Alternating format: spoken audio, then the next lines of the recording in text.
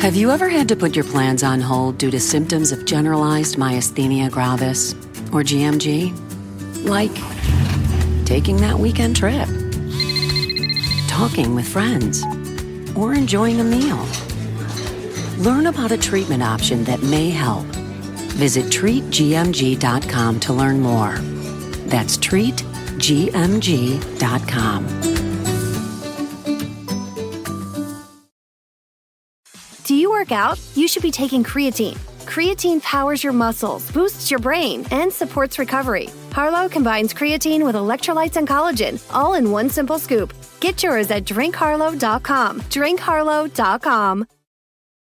Did you know adults with financial literacy skills have 82% more wealth than those who don't? From swimming lessons to piano classes, as parents, we invest in so many things to enrich our kids' lives. But how much are we investing in their future financial success? With Greenlight, you can teach your kids essential skills like earning, saving, and investing, giving them the tools for financial confidence. This investment costs less than an after-school treat at Starbucks. Start prioritizing their financial education today with Greenlight. Invest in their future at greenlight.com/podcast.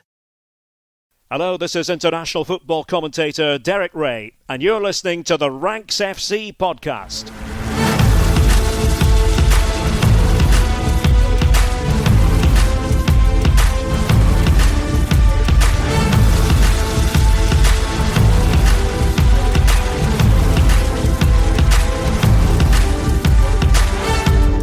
Hello Rank Squad and Happy New Year. This is the first Ranks FC episode of 2025 and we're going to kick things off today with a couple of predictions about what we think might go down over the year ahead. My name's Jack Collins and we're recording this from London live on New Year's Eve, 6 a.m.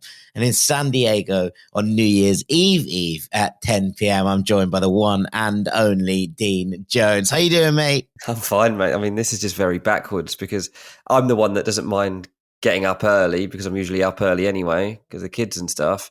I don't really like staying up late anymore because I know I'm going to have to get up early in the morning. And you don't go to bed till about 2 o'clock in the morning. So for you to be up at 6 o'clock and you're not going on holiday or something is probably a nightmare. So yeah, we're doing this on the last day of the year, and it's probably the first time in Ranks history we've ever actually done this. We're doing things the wrong way round. That's where we're at. I reckon we might have done one once before, a couple of years ago when I was on holiday in San Diego. I've got a feeling I remember doing one like this. We did one earlier in the year for the Patreon where I was, but it was a little bit different because I was in Spain. So I was an extra hour on. So it didn't matter quite as much. I think it was 7:30 in the morning. Okay, yeah, that's and right. You were about 10:30 vibes. But this was, this one felt a little bit longer. But you know, it's okay. 6 a.m. We're up. You look great, mate. You look great. I'll still be going at 6 a.m. tomorrow morning on New Year's Day. You're going to stay up. You're going to do a 24-hour shift. Are you going up for the whole night from here? I fancy it, yeah. It's a terrible decision, but okay. Well, you know me. The engine never stops. I thought your New Year's resolution was going to be to calm down. No. We'll get to New Year's resolutions. But no, the little engine that could remains at full tilt for the time being. But I wanted to start this episode. We're going to get into predictions in the main bit. I wanted to start this episode with maybe just a quick look back at 2024 and maybe picking out our favourite moment of it each from a footballing perspective, because one, I'm intrigued to know what you have to say, and two, it gives me a chance to talk about some recent events which we haven't got to on this main feed. Honestly, my favourite moment of the year might have just happened tonight, because Gary Neville picked Gvardiol in his mid-season team of the year. He's put Gvardiol at left back, and he's not joking. And look, I mean, I'm always Team Neville when it comes to Neville v Carragher. But I was like, I can't defend you, mate. What on earth are you talking about? It was ridiculous. So that actually, like just as before he came on here, I was watching it and I was like, what is he doing? Has Gary Neville actually lost the plot? But my favourite thing about 2024 is honestly just that the Premier League has been transformed, because at the start of the year, it was like the most predictable league in the world. Once Man City started that winning streak, and it's ended as the most, potentially anyway, the most competitive league in the world, because the clout of Man City being on the wane has come at the same time as other clubs, the big six clubs are also on the wane. Spurs are dropped off. Man United have obviously dropped off massively. Another defeat for them. Arsenal, they're still good, but they have dropped off from where they were. Aston Villa, they were knocking on the door and obviously got into the Champions League and stuff. Well, at the moment, they've dropped off in the Premier League anyway. So points-wise, all those teams have fallen away. So all the middling teams that all... The Premier League middle class, as I call them. Yeah, I mean, they used to go to the games against this lot in hope, right? Not expectation. And suddenly, actually, they've got nothing to fear and everything to play for. Because if you're Nottingham Forest or you're Newcastle or you're Bournemouth or you're Fulham, you've got half a chance of making Europe this season. And at least one of those clubs will make Europe this season in one shape or another. Probably Nottingham Forest at this point. I mean, that could have been your favourite thing of 2024 in itself. Like exactly. Chris Wood turning into prime sort of, I don't know, Adriano is wild. Okay, I'm going to go back again, actually, to this, because Neville and Carragher just did on Sky today all their predictions and team of the season and stuff. And they actually had Chris Wood as their striker in the team of the season so far. I don't actually agree with that. I think I'd have gone with Isak as my striker. But I get it. That's maybe slight recency bias, though. Obviously, he had an incredible December, scored 8 goals in December, 11 goals in 11 games. I think Isak was doing all right before. He wasn't getting the service. Fine. I think Isak was fine. Newcastle just weren't playing properly. But also, both those men predicted Nottingham Forest will finish this season in 6th. Well, that's a bit harsh. Yeah, they're second at the turn of the year. Yeah, I mean, they're probably not going to make the Champions League, are they? Let's be honest. But it's such a weird season. I think they might with 5, I've been kind of predicting this Nottingham Forest drop-off, but it hasn't come. And, spending a little bit more time digging into it, I think it's easy to sit there if you don't watch them week in, week out. And, we don't watch every single team. I don't watch every kick of Nottingham Forest, no. And I think for a while it was like, Forest are doing really well. This is a very, very good side, right? And that's where we've been so far. But to kind of sit here and say that it's not sustainable, I don't think anymore feels like a reasonable thing to put out there. I'm not saying the Forest are going to finish second, because I don't think that they will. But actually what we're seeing from them and what their performances have been, I think the one that I sat down and watched the full 90 minutes of was the game against Brentford. And Brentford to that point had been 8 games at home. They'd won 7, drawn 1. It was, even that 1-1 that they drew was a weird 1-1 against West Ham that they should have won. You kind of come to that and you're like, okay, where are they? And Brentford have been very, very good at home. They deserve loads of plaudits for their home form. But actually, you get to that Forest game and you're like, they just went and did the business. And this is just what's happening with Forest week in, week out. Their defensive partnership of Milenkovic and Murillo, and I know they're playing 3 at times now with Morato in there as well. I don't know what it is with them and Ems at the back. But that is such a solid partnership as a 2, and then as a 3, it has loads to say for it as well. What we're seeing from the front line is players coming into the form that they were signed for, actually fulfilling that potential. Hudson-Odoi, Alanga. Chris Wood is a veteran of this league now, and ultimately his contract runs up at the end of the year. Well, Forest will be desperate to keep him for 1, but 2, the team's linked with him right now in terms of, can we bring in a veteran striker who's going to do the business? I like Napoli and AC Milan. Like Milan looking at Chris Wood doing the Ibrahimovic, the Giroud role is just kind of a wild statement of where he's in right now. So I would have had him as my number 9. I also think that maybe, you kind of look at the way that these things panned out. I was looking at Alex Keeble's one in terms of his Premier League team of the year for 2024, which is slightly different in terms of he's doing it for the full year. But I was a bit surprised not to see any Forest players in it. Now, that maybe is a slightly different parameters and all of that, and I can understand it. But I just think that what they've achieved so far deserves major plaudits, and that's something that we kind of have to give some love. Yeah, Chris Wood was linked with AC Milan and Napoli today. That's how far Nottingham Forest have come, that Chris Wood's getting linked with big Serie A moves. But yeah, it's been pretty crazy, and maybe it's not the highest standard in the Premier League this season, fair. But it's definitely way more interesting and very, very, much less predictable. So, yeah, I think that's the thing I've loved the most, mate, in terms of the way that the table has literally turned.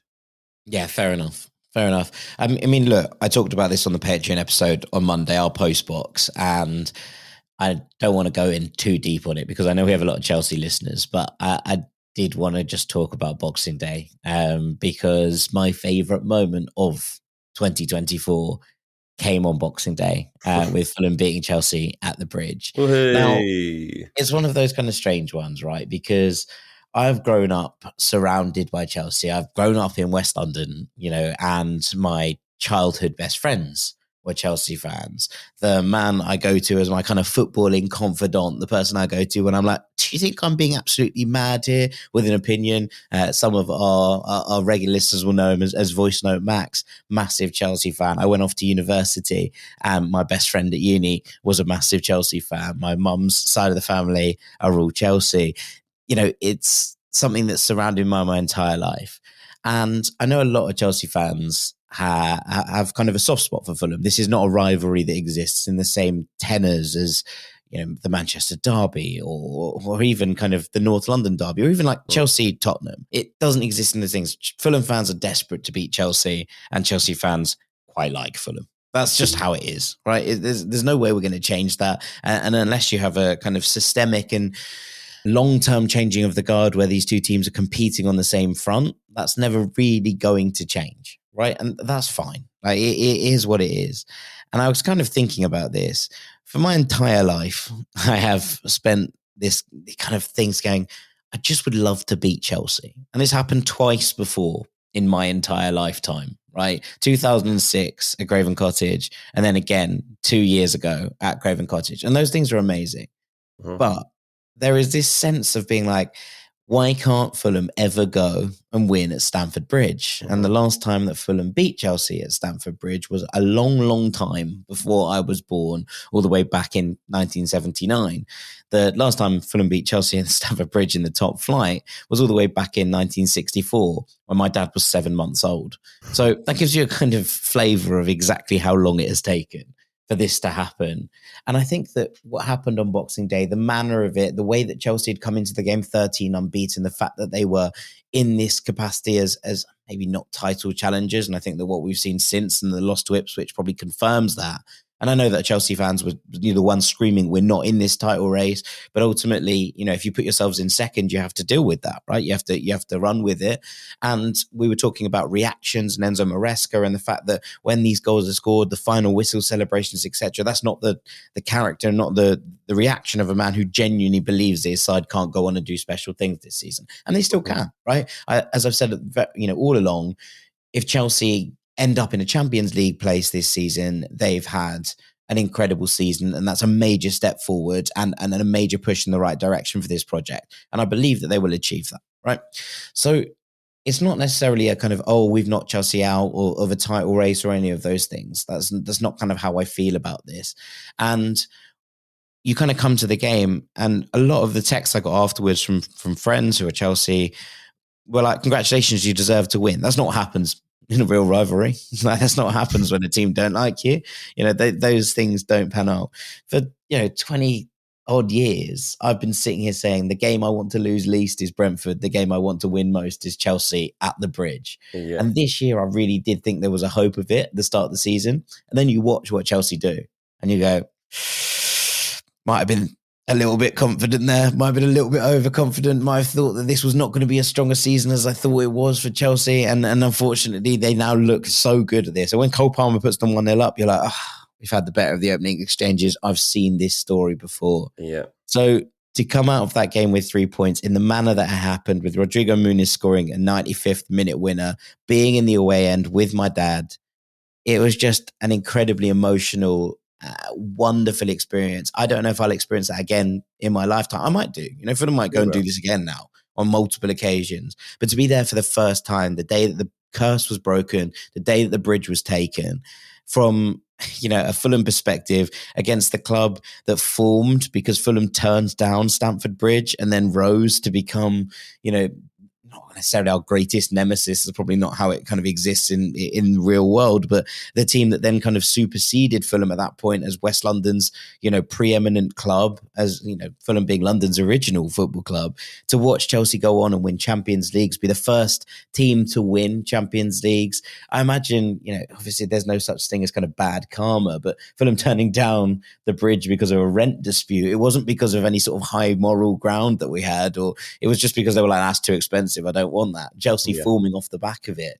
To then go for so many years without actually winning at a ground that was originally built with us in mind, all of it adds up, and that kind of narrative grows and grows and grows. And it doesn't help that Chelsea were like, we don't care. We're not bothered that we beat you at this. It's not joy that we hold this over you. It's kind of sort of a pat on the head for like a younger brother patting an older brother on the head because they're just bigger and stronger and ultimately can do those things.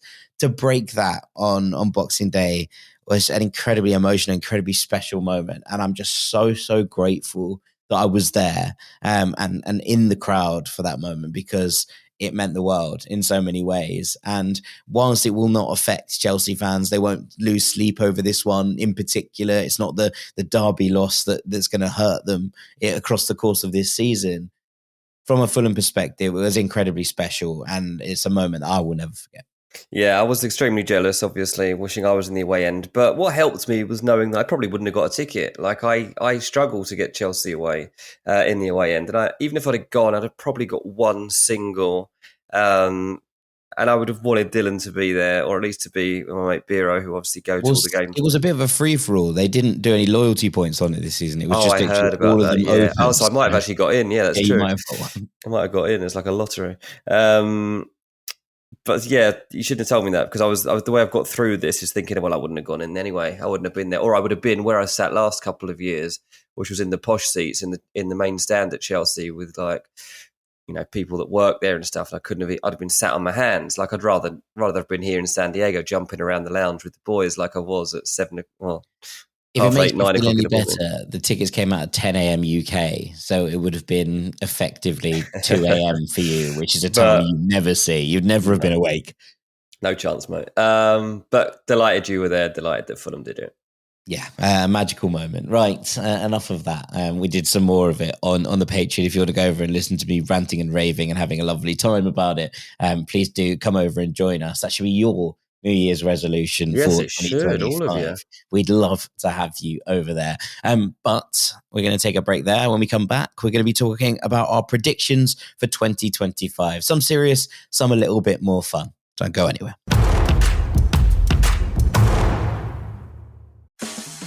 Ready to crush your workout or just get moving again? You need 3 essentials: electrolytes to hydrate, collagen for strong joints and healthy skin, and creatine for muscle power and brain fuel. That's where Harlow comes in. It's your all-in-one performance mix packed with electrolytes, collagen, and creatine. Everything your body needs, none of the sugar. Hydrate, recover, and push harder with Harlow. Grab yours now at drinkharlow.com. That's drinkharlow.com. Have you ever had to put your plans on hold due to symptoms of generalized myasthenia gravis, or GMG?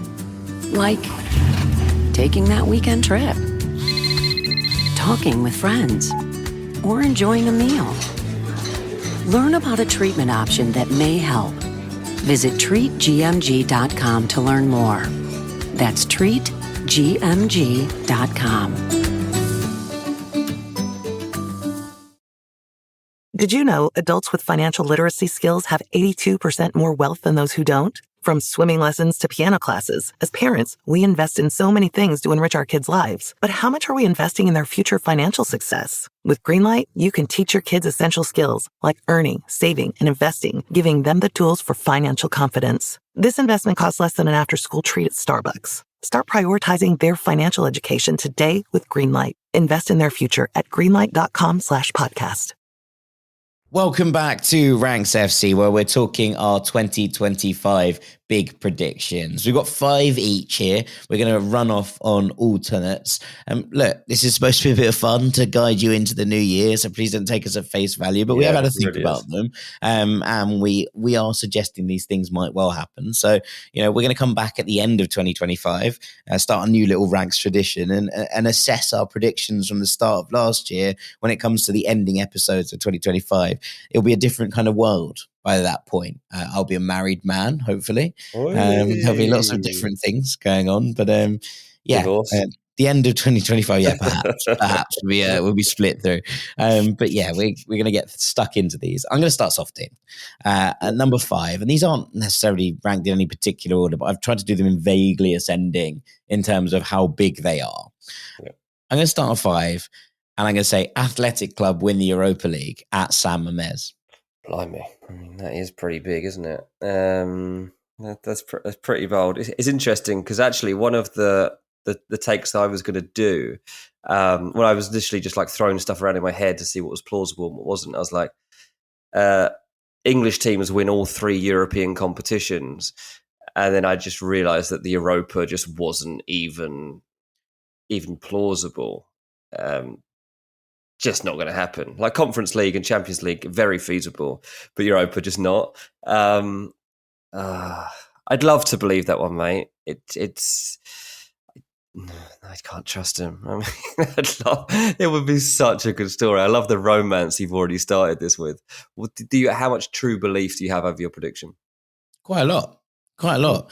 Like Athletic have been really, really, really solid. I think it's 12 games unbeaten in all competitions. They have been absolutely flying. That's included a win over Real Madrid. They've gone to Fenerbahce and won 2-0 relatively comfortably. They've won a Basque derby, 1-0 against Real Sociedad at that point as well. They've overcome a couple of tricky tests on the road going behind. The last time that they lost was to Girona in a game where they finished with 10 men back on the 6th of October. And you have to go miles back again to find their later loss before that. The last loss they had before that was against Atleti, who are now top of La Liga, on the 31st of August.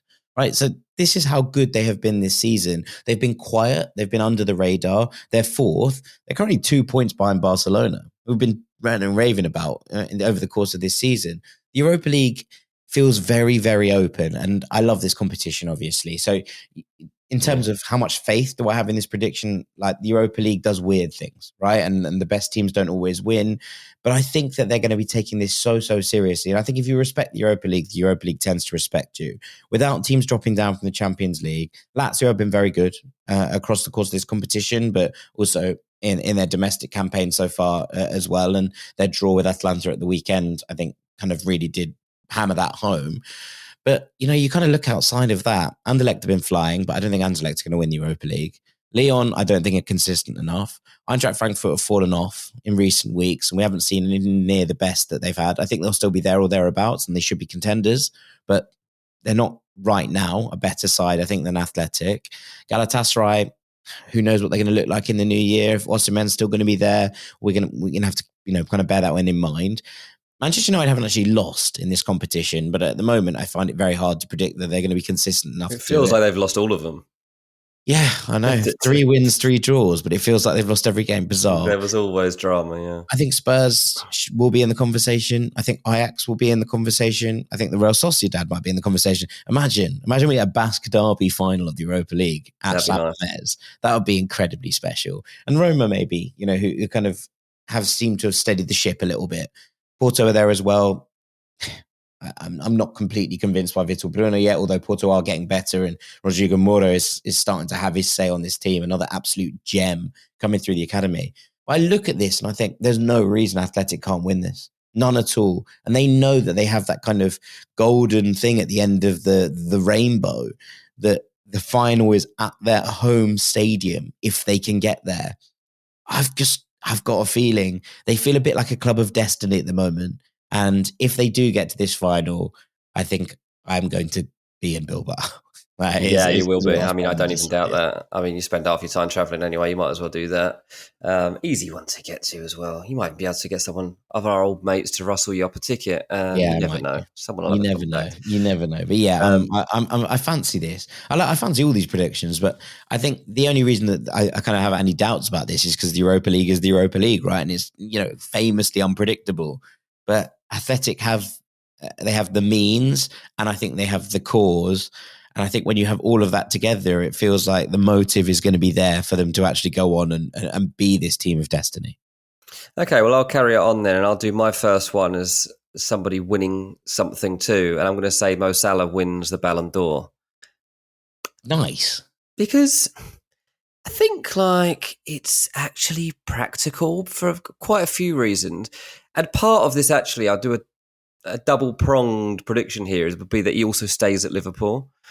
And I think that if he leaves Liverpool, he won't win the Ballon d'Or.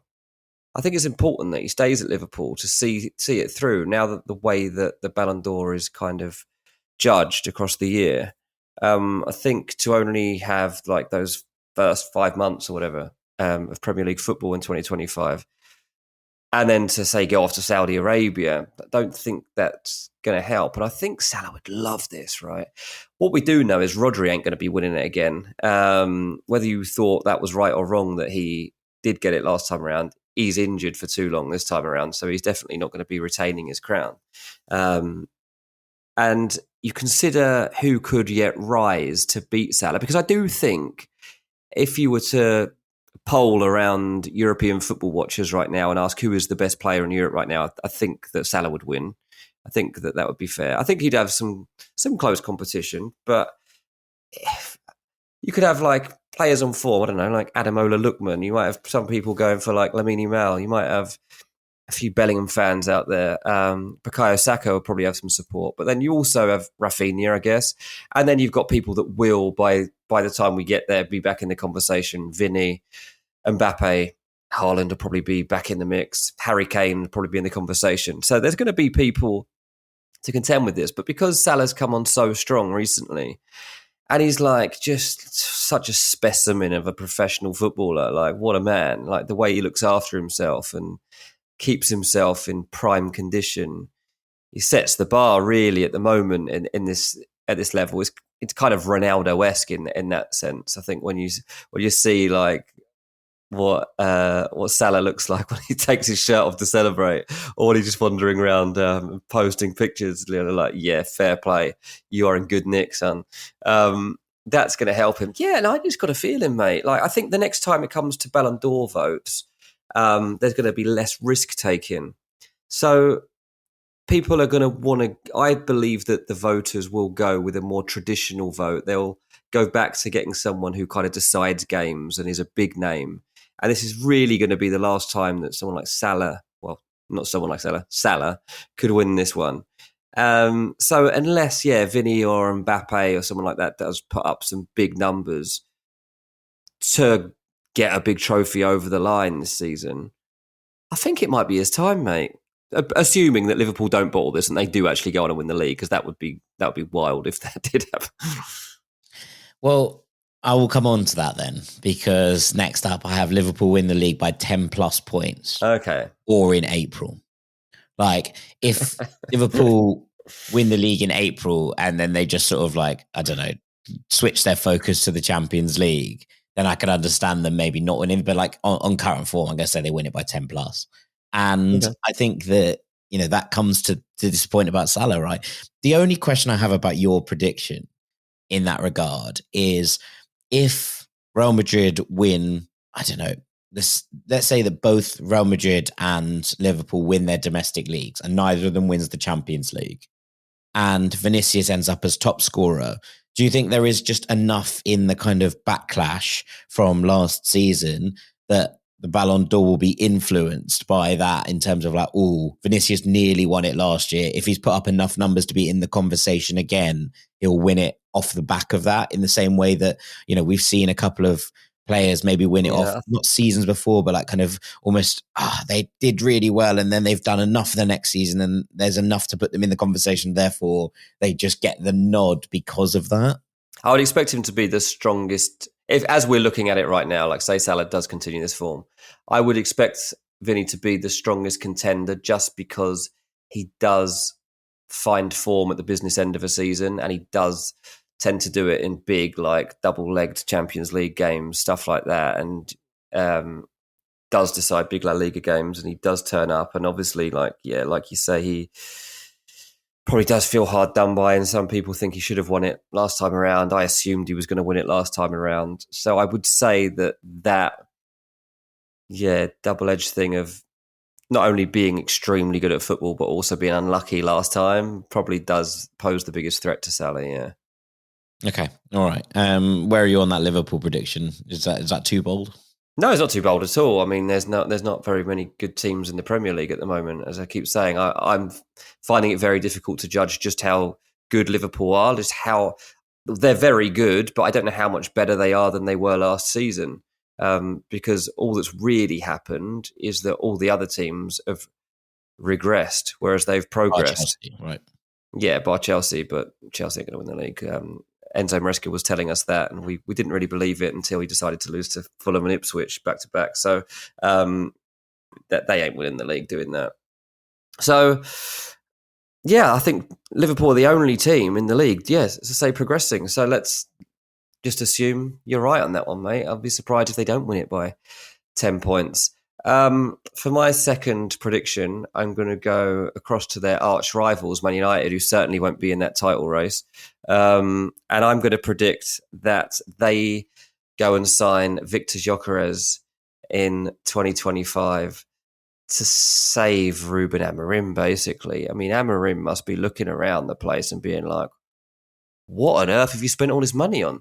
I mean, you're making all these cutbacks. I think, lads, you've probably got a spending problem, because I'm looking at my forwards here and I don't understand where the goals are coming from. What was the plan? Like, Højlund and Xerxes, what were you doing? What was the thinking? And he's going to need his own men to go to war for him, basically. That's what I'm looking at for Amorim. I'm struggling with the likelihood of this one as we sit here right now, because I don't know what Gyökeres' appetite for this move is going to be, is it when you consider like some of the other landing spots he might have offered to him. But United needs something massive to happen in 2025. And right now they are trying to get to the new year and offload Rashford and Antony and Xerxes and Garnacho and Casemiro and Eriksen and Malacia and whoever else they can get rid of, just to clear as much of this wage bill as possible and try and bring some new money in. I think even at least two of those players will end up being loaned out just to get rid of them for the time being, while they just figure it out. I don't think Gyökeres will come in January. I don't think that'll happen. I don't think he'll go anywhere in January. And then Amorim's just got to hope that he can win that battle, because I think it's going to take something like that to turn the tide for Man United and start to get somewhere again. They need something serious to happen. And yeah, I'm going to go for it. Gyökeres to Man United. Yeah, well, I think that there's enough pulling power there. It makes sense. The only question, I suppose, is if Gyökeres wants to actually come back to the Premier League. Or come back to that is definitely an issue for sure. I've heard that from people like, he actually wants to go to Spain. He doesn't really come back to England. I'm like, yeah, I get it, but money talks. And money talks. And also, I don't think those opportunities are going to open up in Spain. I don't think that Real Madrid are going to go and sign a Victor Gyökeres to sit on the bench behind Mbappe. I don't think the Barcelona have the funds to go and do this right now, considering they're having a fight with La Liga as it stands, just to register Dani Olmo for the second half of the season. Exactly, yeah. I just don't see where it happens. And United are going to try and make big signings, but it's going to be difficult to convince some people of the project. But at least with someone like Gyökeres, like, he knows him. He knows what he's done before, so he'd have a bit more belief in what they're telling him, rather than just looking at the league table and saying, hang on, you're 14th. Like, you lose most weeks. Why would I believe this? No thanks. So we'll see. Yeah.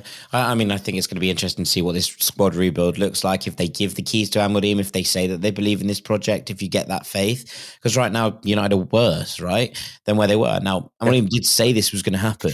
Right? He said at the start, he's like, there's going to be a storm and we're going to have to, buckle up and get through it. Imagine going into a new job and they're like, right, welcome to the company. What are you thinking? well, I'm going to be a lot worse than the last guy was at first. Oh, right, okay.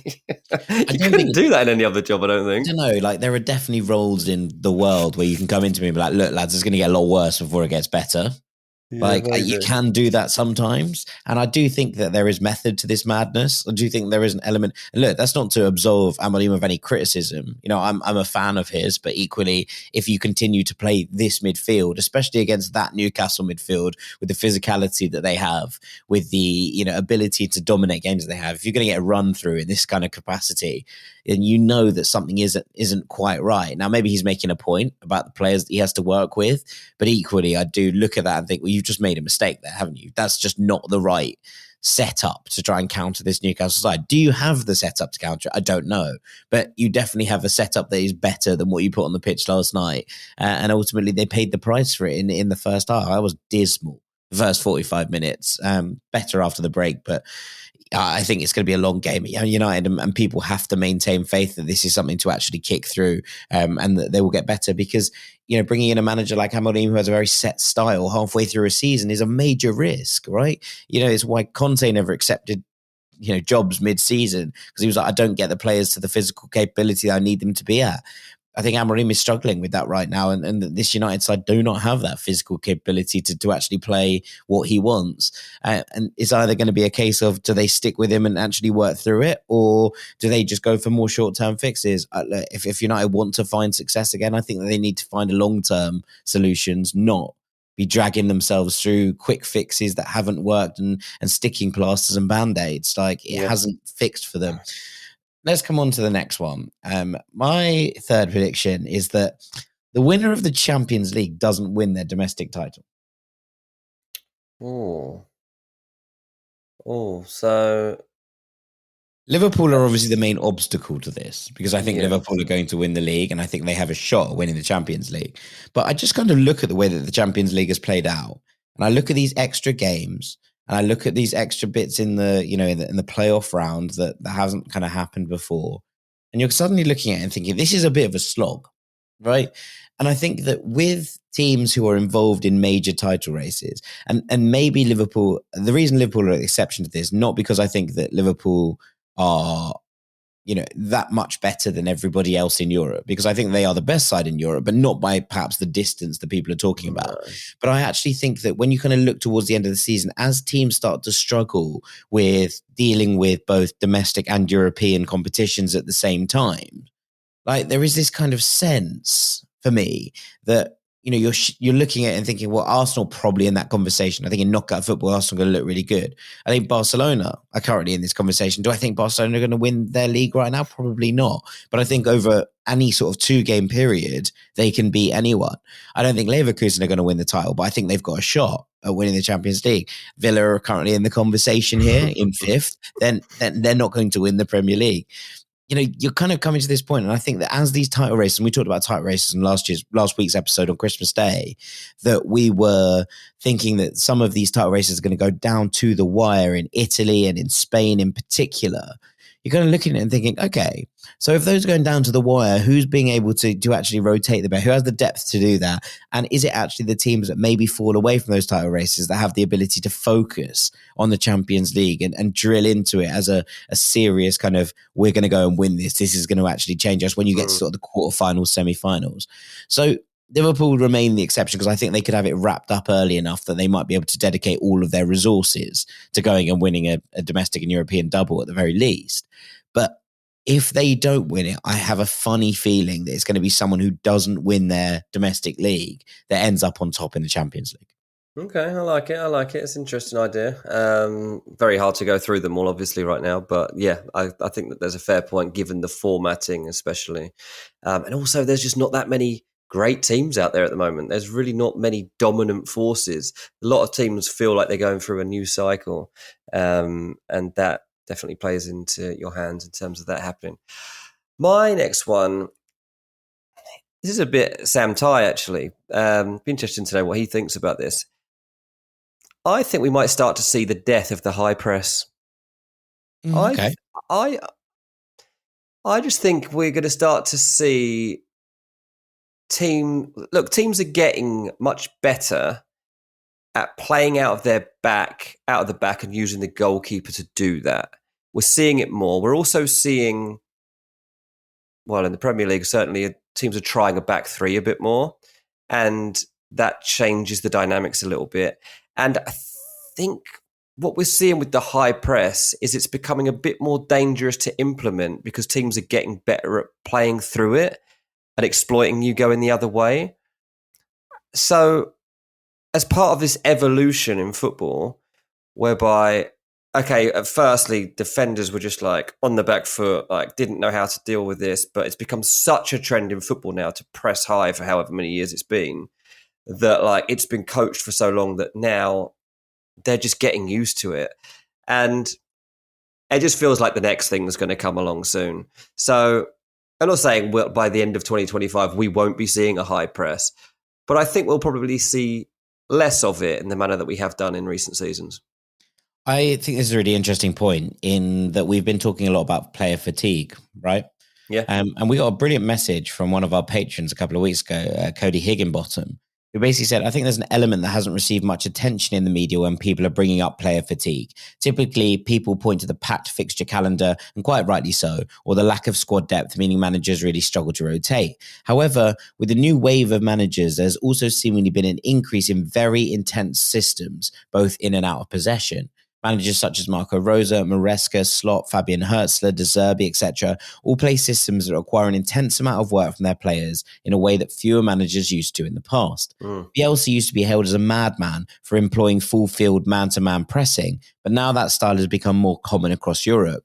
Do you think this might be playing a bigger role in player fatigue? And is there something to be said for old school, in inverted commas, managers like Ancelotti, who always seem to make it to the sharp end of competitions because they're playing a less intense brand of football? I think that probably plays into this. Like, I think that as teams feel the pinch in terms of player fatigue, and maybe, you know, we see that a resurgence of it towards the start of the 2025-2026 season, because for the first time, obviously, there seems to be a summer where there isn't loads going on, but the Club World Cup. But you kind of come to that and you're thinking, okay, is this going to be an opportunity then for teams to basically sit there and be like, okay, we're going to have to find something different in the back half of this season because our players do not have the capacity or the kind of fitness levels, not necessarily in terms of a criticism, but in terms of they've had to do so much so far over the last sort of season and a half that it's impossible to play the way that we want to. And therefore, do the more tactically astute managers come to the fore at that point in order to be able to actually put their cards on the table and show their best selves, even when their players do not have the capacity to just be as intense as perhaps, you know, they start with. So I think it's a really interesting point, a really good point from Cody, but a really interesting one from you as well, that this might shift in terms of what we're looking at, you know, week in, week out. Yeah, I think it's about time, you know. It is about the period of time when people... Right, yeah, exactly. It doesn't last forever, and I think we're heading there. Yeah, okay. Well, very good. An interesting one there. Right, okay, two left for me. First one is, I think Carlo Ancelotti leaves Real Madrid in the summer and they throw all of their eggs in the Xabi Alonso basket. Yeah, they'll have to, won't they? Yeah, it does feel like we're kind of getting the end of Carlo now. The romance has kind of burned out and it's starting to feel like a bit more of a slog. I think he'll win something and ride off into the sunset. I don't think this is a kind of a mutual departing in terms of. It just doesn't feel as like. Well, I think he's gonna. I think he'll win something. I've had enough of this. He doesn't need it anymore. He's proven himself. He's done it. He's got all the respect in the world, and I think the timing is probably right. Also, if they don't get Xabi Alonso at that point, and someone else will get Xabi Alonso, he ain't going to not move again. So that's kind of their big window to do it. Some people thought that this would happen last year. Carlo made it clear it wasn't going to be happening, and so Madrid have waited it out. So yeah, I think another one that you've probably nailed there, mate. It's probably a pretty safe bet from you. I think it's just one of those ones that makes quite a lot of sense. I think that Carlo will probably have found some frustrations with setting up the side at the start of this season. I think that when you look at what he would have probably asked for in the summer and not got necessarily in terms of, you know, maybe an extra defender, it's going to be interesting to see what happens in the January window now, and seeing where Real Madrid move with this lack of defenders in real terms. But I think he might just be like, it's time for me to move on and allow the club to find a next step and what's going on there. And it just feels like kind of the right time. So maybe it's not that bold a prediction, but it does feel for me like Don Carlo will win something this season, and he'll just, take that. He'll take his lap of honor. He will leave as a Real Madrid legend, and he'll leave them in a far better place, as usual, than where he found them. Yeah, exactly that, as usual. I make you right on that one. Okay, so that means it's my turn again. I think 2025 will be the year I get a new friend in San Diego, and his name will be Kevin De Bruyne. Okay. I think that he's also, I guess, kind of a little bit like Ancelotti, although Ancelotti could carry on if he wanted to. De Bruyne has kind of come to the end of his cycle at Manchester City. And I still think across the back end of this season, we'll see him have a bit of a resurgence, renaissance, whatever you want to call it, because he's still got that creativity, he's still got that like outball, he's still got that great vision. But I don't think it makes any sense that Manchester City give him a big new contract. I think that would be pretty dumb, if I'm honest with you, because he clearly doesn't have the ability to get out there often enough. And even when he does, his legs obviously aren't what they once were. And Man City feel like they need a bit of a refit, and that's a position that you can't have passengers in. So De Bruyne turning up for a few games rather than a whole season isn't really going to cut it. Obviously, his contract is winding down. That means that it's a good time for him to cash in and kind of get a handsome signing on fee and figure out a new way of making money out of his football ability. And I think the MLS is pretty attractive to him. I know that San Diego is attractive to him. I know that there have been discussions around this, and it's obviously been well reported, but I've heard it at both ends now, both the Manchester end and the San Diego end, that there's been a lot of positivity around this. And it would be just so cool to be able to take Dylan and Reese to go and watch Kevin De Bruyne spray a ball about in MLS. Like, that's what I want to see. You've got Chucky Lozano coming into San Diego FC. By the way, they're launching in February. They are the new MLS franchise, for those of you that don't know. And they've got a team that they're putting together right now, but they're going to have 2 DP places left to go after Lozano. And they're going to make one of those signings very soon. And then I'm led to believe one will be left open, and I think that one's being left open for Kevin De Bruyne. I hope so. I'm ready for it. And it'll be very, very exciting, mate, if De Bruyne does come over to MLS. It just feels like he's going to be weighing up his options. I don't think he seems that enamoured by the Saudi money. His head wasn't really turned by it last year when he could have gone. Come to San Diego, KDB. Come on, son. I was going to say how much of this is hope and how much of this is expectation. It honestly is both. It is both. I think that I've heard such positivity around it now that I'm actually scared to report it anymore. I've written about it a couple of times now. I've seen other people writing about it recently, which pleases me because it means that I'm not the only person that heard. I mean, I first wrote this ages ago. But obviously, to have KDB playing 10 minutes from my house at a club I've already bought a season ticket for would be very handy. Season ticket cost me like £300. I don't even think it was that much. Yeah, something about that. Yeah. £290 or something was season ticket at San Diego. And that's going to be even better value for money if I see KDB spraying balls around. Even if it's just in the warm-up, I'll be happy with that. Yeah, we'll see. It depends how much football I suppose he's going to play. But exactly. It looks like he's coming back to some fitness, which is obviously quite nice to see considering he's had a long period out. All right, my final main prediction. I've got a couple of honourable mentions to finish with. My final main prediction, there is going to be 0 £100 million plus transfers in 2025. Oh, I wish you'd given me a heads up on this one so I could have given it a bit more thought. Gyökeres probably steps out, but I don't know if that will reach the 100 mark. I I just have a feeling that everyone's starting to be a little bit more sensible. Now, obviously, Real Madrid have the capacity to go and do this, especially having brought in Kylian Mbappe on a free, in inverted commas, because that signing on fee, etc., was absolutely gargantuan. And I am just talking about genuine fees between clubs here, which isn't necessarily the only way you can measure a transfer. And I get that. And it's quite hard to look at what it actually costs. But I don't think there will be a 9-figure transfer in pounds in 2025. I think we'll reach the sort of 80, 90 million mark a couple of times in the summer. But I don't know if we'll break that 9-figure barrier. Wirtz, Musiala, Mm-hmm.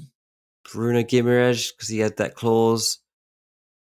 They're the only ones jumping out to me straight away. The other team that can spend, obviously, is Man City, and they like all of those players, which is why I've kind of gone down that path. But City have also very rarely gone down that kind of absolute mega money. Now, they might with a rebuild. I completely agree with you. But, actually, you look at where they've done a lot of their best business, and it's been in that sort of 50 to 70 million pound mark. That's where a lot of City's best transfers have kind of felt like they sat. I just have a funny feeling that with everyone being a bit more sensible, with FFP clamping down or PSR in the Premier League, with Barcelona in a bit of a rut in terms of where they are financially, with Real Madrid looking at doing free agent deals like the Mbappe one, like the Trent one that's being talked about, it just feels to me like this might be a year where it just slides past without any major records being broken, etc., in the transfer market. And I think that that's maybe a good thing in terms of regulation and actually bringing these prices down to a more kind of reasonable level. Yeah, maybe. I mean, I love big transfers, obviously. I mean, there's Aussie men too. What would Aussie men go for? Probably wouldn't quite reach 100 million, would it? I was thinking about it. I think he might have done in his pomp, but actually considering he's been out on loan at Galatasaray, I think Napoli might accept an 80, 70 million pound bid at this point. Yeah, might well be right on that one, mate. Yeah, fair play. On to my last one then. It's not a particularly nice one, but the first sacking of the new year has to be considered, obviously. I mean, it's going to be Lopetegui, isn't it? He probably should be. He's got to be the favourite. Certainly from the Premier League right now, he would be the favourite. I just look at how things have gone for him already at West Ham. I know that Sullivan is starting to lose patience and faith in this appointment. He's trying his best to see it out and hoping that he can give Lopetegui time to turn it around, because he did that a few times with Moyes when everyone had turned on Moyes. He did stick up with him, and obviously it all came back around and they had some relative success, won a European trophy. But they keep getting these results where they get absolutely battered, and their performances have never been consistent or particularly good anyway. But when you obviously they've been beaten twice now by Liverpool, where they've been absolutely smashed by 5. They had that other game against Arsenal where they lost by 5. They lost 4-1 at Tottenham, and you just go through their results and you think this is all rubbish. And you watch them and you're like, I don't understand what the plan is here. What are you doing?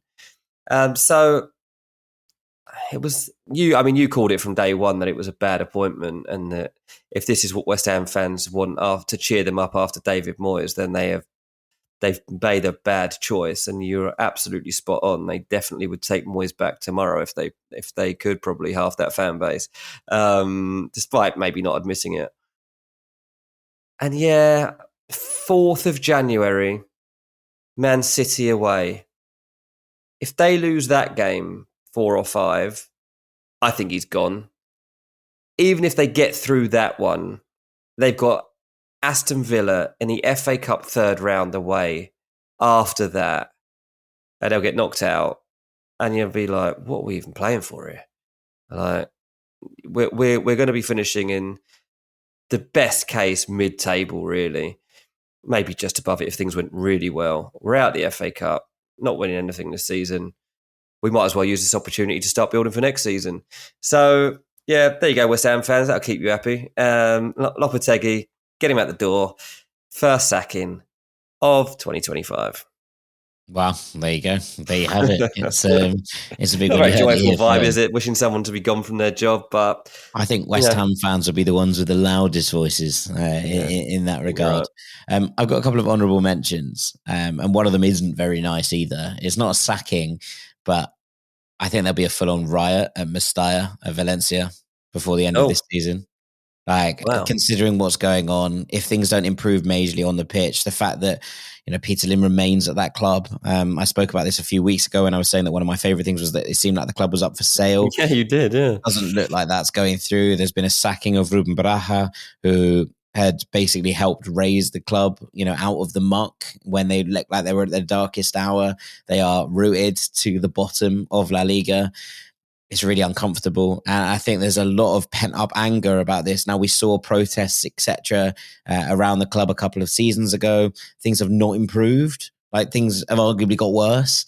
And I really do think that it's going to really, really kick off at some point at Mestalla. There is going to be a major protest at the training ground or something, but I can see that coming in 2025. Maybe it's the moment that Valencia finally do get relegated, and something that nobody wants to see. Spanish football is richer when Valencia are up and challenging. And right now it feels like a club laid on the canvas. And I don't think this fan base, famously one of the most passionate in Spain, are going to sit there and stand idly by while this club continues to trend downwards. So I think that's going to kick off at some point in Valencia. My second honourable mention is that I think Lois Openda moves before Benjamin Šeško. I think he gets the move before Šeško. I think the Šeško is going to be priced out. And I think that Openda is the more viable option at this point for clubs who are willing to take a gamble. I think they're probably more likely to want to sell him than necessarily Šeško, who they obviously have come through the RB pipeline. They're going to want a big fee for as a kind of homegrown, in inverted commas, player. I think that Openda might get that move first. I think people will come in for him. And if he does go, then they'll want to keep Šeško around for another season, even with that gentleman's agreement. I don't think he's been consistent enough to judge a big move right now. So I'm going to say Openda goes before Šeško. And also, I think Atlanta United make MLS Cup. Oh, dear. Well, they'll be playing San Diego FC, so I'm up for it. I think they do. I think that they've done really well in terms of shifting the back room. We saw what shifting the back room did for the Galaxy. I think Garth Lagerwey coming in as president is a big step. I think that bringing in Chris Henderson from Miami feels like a massive step. And Ronnie Dyler is a manager who's done it in MLS before. I feel like they're moving in the right direction. Mateus Klick feels like a good signing. There's a lot of kind of bits and bobs moving in Atlanta, and I feel like this is a year where they really start to get that momentum back behind them for the first time in a couple of years, especially given the good end to last season. Just feels like maybe there's some nice things happening. So I'm going to say, they make MLS Cup. Lovely stuff. Yeah, as I say, they will be playing San Diego FC, who are going to win it in their first season. But there we go. That's a show for another day. They are going to win sweet FA. You know who our players are yet. Exactly. Right. So we're going to take a break there. Afterwards, we're going to talk a couple of New Year's resolutions to finish off this episode. Don't go anywhere.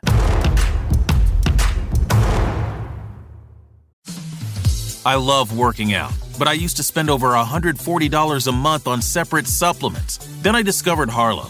Harlow is a 3-in-1 performance drink mix with electrolytes, collagen, and creatine. It helps me stay hydrated, perform better, and recover faster. Whether you're hitting the gym or just getting started, Harlow is the perfect pre- or post-workout drink. Try it for yourself at drinkharlow.com. Have you ever had to put your plans on hold due to symptoms of generalized myasthenia gravis, or GMG? Like taking that weekend trip, talking with friends, or enjoying a meal. Learn about a treatment option that may help. Visit treatgmg.com to learn more. That's treatgmg.com. Parents, did you know that only 50% of U.S. adults are financially literate? Millions of people don't fully understand how to manage money, and it's up to you to not let your kids grow up into that statistic. With Greenlight's educational money app and parent-controlled debit card, you can teach them how to earn, save, and invest wisely. The earlier they learn, the better prepared they'll be to manage their money and build a financially secure life. Give your kids the financial edge they need. Sign up for Greenlight today at greenlight.com/podcast. That's greenlight.com/podcast. Welcome back to Ranks FC, where it's our third and final part. I just wanted to ask you, Dean, you got any New Year's resolutions? Not specifically like that I've like really set on, but in terms of football, I have, because I want to get to my first ever Liga MX game. I've watched football in a lot of different countries, but mostly, obviously, it's been in Europe. You know, you could look around. I've watched it in France, Spain, Portugal, Austria, Italy, Greece, Germany, Moldova, wherever. Like I've done a fair part of Europe, but over this side, not so much. Obviously, seen some MLS action in America, but I live by the Mexican border. I live about half hour from Cholos Tijuana, Club Tijuana, as they're also known. And they are my local team for Liga MX. And very, very nicely, I recently had a shirt sent to me by one of our listeners here on Ranks, Samuel. So thank you very much for sending me. It wasn't a shirt, actually. It was a track top, which I talked about on Patreon today and showed Jack. And I love that. So I've got all the gear. I've got no idea really about much more than that because I don't know anything about the team. But the new season starts like 10th of Jan or something. That's when their first game of the new season is. And I'm going all in. So I want to start understanding Liga MX. I want to start broadening my horizons. This is part of the new me. And I really, really want to get to that stadium in the next couple of months. So that's my first New Year's resolution. Before I start saying like I'm a big Liga MX guy, I just need to go and watch my first game and take it all in. Sample the food, the beers and the football, and then come back and give you all a full breakdown of what it was like. It's a really good one. I like it a lot. It's cool, I'm excited to hear this. I'm excited for you to be able to broadcast it on here. There's a lot going on, and there's a lot of things close to you which are very, very cool. And I can't wait to kind of hear those experiences and live them wild that I'm vicariously this through close to Mexico. Like it's never really one of those things that was that much on my mind when we made the move. But yeah, I looked on like Google Maps and it's like how many minutes drive am I from their stadium? It's like 26 minutes. It's like obviously I've got to get across a border in that time, but pretty wild. Yeah, drive your way through the wall. It's going to be interesting to see how long that actually takes you in real terms, rather than. I don't think it'll be that bad. I know a lot of people that do it in like 45 minutes, so an hour. So yeah, I've got a group of dads and lads that I'm putting together so that we go together, and I'm trying to find a couple. And in fact, we've got a couple of listeners who are also up for it that have stayed in touch, and one of them in particular is trying to make sure that he comes with me, and he's been to plenty of games, so I'll make sure I've got some local knowledge to make sure I'm safe. San Diego lads and dads. It's really quite something, isn't it? Very good. Right, so in terms of ranks, I have a resolution. I make some more money and get more listeners. Well, kind of. Kind of. More than that, I think I would like to be in a space in 2025 where we can do some more social media bits, do some more video bits, do some more YouTube bits, but mostly just have that capacity to actually find some more ways to grow. But it's been, we've sat here and we've done this show for a long time now. I think that, when we get into January, it'll be 5 years of both ranks and BR football ranks. And we've done a lot of things. We've come a long way. But I think it's time to start getting some clips out again to reignite that kind of flame. Mate, I thought we were winding down. I was ready to quit. You're ready to retire, and I'm like, right, it's time to actually up the ante once again. Mate, I'm so tired. It's been a slog. It has not been a slog. It's been incredibly enjoyable. But I'd like to be able to find some space and time to actually reignite that drive, because it's fallen by the wayside a little bit in recent years. And I would like to be able to push that forward, find a way of making us, getting those clips out, getting onto social media again. It's been a while since we really. It's the editing, isn't it? Really, it's not even the recording of it. It's the editing that I've always people always ask me. They're like, "Why don't you do a YouTube channel?" I was like, "I don't know how to edit it." Like that. I feel like being a good YouTuber these days is almost more about the editing and putting the package together and making it look cool and attractive than it is. Because anyone really can sit there and give their opinions now with a microphone. Whether it's good or bad doesn't really. It's not necessarily the point. Not really initially the point of how people come in, because it's all about your thumbnails and like how attractive it all looks and whether you can get in the algorithm and stuff like that. And so, a lot of it is down to the editing. So bad news is, mate, I can't do that. Maybe we're going to have to teach you. My New Year's resolution. I would like to be fair, that would be a good New Year's resolution. It's time to learn a new skill. What was the last new skill I learned? Don't know. I'm learning one soon, though. That's another year's resolution. Get my US driving test passed. I did the knowledge test last week, like the theory. Passed that. That's good. First time. That was good. I've never failed a theory test. It's the actual driving that I've struggled with. Yeah, well, you do need to learn at some point, mate. I'm going to have two driving licenses before you've got one, I reckon. I reckon. Yeah, within. That'll be my next skill that gets ticked off, and then I'll add the editing alongside that, I guess. Well, let's see what goes. We're probably going to need new laptops, to be honest, mate, because ours are both like, I could hear them both whirring right now. Yeah, 100%. It sounds like an airport in here. It's just like everything's about to take off. But you need a sponsor. That's what you need. Yeah, that's one of your New Year's resolutions. Find Ranks a new sponsor. Yeah. A tech company, preferably. You do talk about driving license. I am going to pass my driving test. Oh, mate, do it, for goodness sake. That's what I'm going to do. I'm also going to learn Portuguese properly. I can speak the rudimentary Portuguese, but I'm going to improve my Portuguese to the point where I'm conversational in 2025. Those are my 3 resolutions. They're 3 great skills. Yeah, and can do some social media with Ranks and teach Dean how to edit videos. Do my driving test. And improve my Portuguese. And get married and continue doing all the other work you already do and occasionally sleep. Yeah, well, I'm not actually putting get married in my New Year's resolutions because it's got like the outcome has nothing to do with me. It's a bit like me being like, oh, Fulham getting into you are showing up.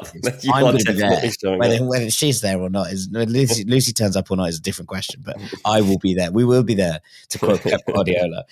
So I'm not putting that in my resolutions, but I do hope that over the course of 2025, I do become a married man. I'm sorry to anyone that might upset, but yeah, it's an exciting one in that regard. Brilliant. Right, I think on that, it's probably time for us to call it a day. Days, mate. It's a good year ahead. Indeed. This has been the first episode of Ranks FC in 2025. Thank you so much, all of you, for listening. It's been an absolute joy having you with us in 2024, and we hope to put more brilliant content out for you in 2025 across Ranks, across The Truth, across the Patreon. There's loads to come here. Join us on Patreon. Make that your New Year's resolution. That should be your New Year's resolution. Join the Ranks Patreon. Link, as ever, in the description. 2 extra episodes a week, a post box where you get to ask us all the questions about the weekend's action, and then a Thursday or Friday episode. Looking forward to the weekend ahead, playing some games. Transfer show's coming. A good chat. Transfer show is coming back in January as well. There's loads and loads of fun to be had over on the Patreon. So please do consider coming and joining us in 2025. It's a great place to be, a great community, brilliant Discord channel where all the lads and lasses chat about the various games around the world. Some big characters in there as well. So it's a lot of fun. I'm thinking of adding a new tier too, Jack, which we'll talk about very soon. But I'm thinking we might need a WhatsApp element to this, I'm thinking of it. I'm thinking of it. I've got one now in Chasing Green Arrows, and it's cool. And I just can't get on board with Discord because I don't know. I think I'm just too old for Discord, or I just don't want the other app. So I'm considering people throwing in a new tier, and I think it would definitely have to be restricted if I did that. Kind of hundreds of people in a WhatsApp. I don't even know what the limit is in a WhatsApp, but it was obviously be ridiculous if there was too many people in a WhatsApp conversation. So look, watch out for that one as well. That might be a little thing coming up for Ranks. There you go. There are promises coming left, right and centre from Dean Jones here on Ranks FC. And with that, thank you to Mr. Dean Jones, and Happy New Year, my friend. Happy New Year, mate. Cheers. I've been Jack Collins. This has been Ranks FC. Thank you so much for listening as ever. Thank you so much for all your support in 2024. And we look forward to playing along with you, watching these games, chatting about them over the course of 2025 as well. Take care now. Happy New Year. Peace. I love working out, but I used to spend over $140 a month on separate supplements. Then I discovered Harlow. Harlow is a 3-in-1 performance drink mix with electrolytes, collagen, and creatine. It helps me stay hydrated, perform better, and recover faster, whether you're hitting the gym or just getting started. Harlow is the perfect pre- or post-workout drink. Try it for yourself at drinkharlow.com.